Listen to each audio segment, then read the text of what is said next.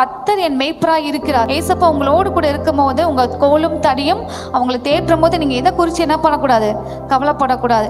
So உங்களோட குடும்பத்தில் யாராவது இப்போ இவங்க மன்னிக்காதனால தான் அந்த பாவமும் அந்த சாபமும் போய் சேர்ந்துருச்சு, அதனால தான் உங்களுக்கு நோய் வந்துருச்சு அப்படின்றாங்க. அப்படிலாம் கிடையாது. குடும்பத்தில் யார் என்ன தப்பு பண்ணாலும் அவங்க மன்னிப்பு கேட்டால் நீங்கள் ஈஸியாக என்ன செஞ்சுங்க, மன்னிச்சிருங்க. மன்னிப்புன்றது கிறிஸ்டியானிட்டியில் ரொம்ப ரொம்ப முக்கியம். அந்த பேசிக் அடிப்படைன்றது ரொம்ப ரொம்ப முக்கியம். யாராவது உங்க கணவன் மனைவிக்குள்ளாக உடனே மன்னிப்பு கேளுங்க. அம்மா அப்பாக்குள்ள பையங்களை மன்னிங்க. சின்னவங்க பெரியவங்கன்னு அப்படி பார்க்கவே கூடாது. ஸோ நம்ம ஏசப்பா நம்ம பண்ண பாவங்கள் எல்லாத்தையும் முதல்ல என்ன செஞ்சாரு, மன்னிச்சாரு. அமைதியா இருந்தாரு. ஒண்ணு அமைதியா இருந்து நம்மளை மன்னிச்சாரு. இல்லைன்னா நம்ம இந்த உலகத்துல நம்ம எவ்வளவு பாவங்கள் செய்யும் போது எவ்வளவு பெரிய தண்டனை நம்ம அனுபவிச்சிருப்போம்.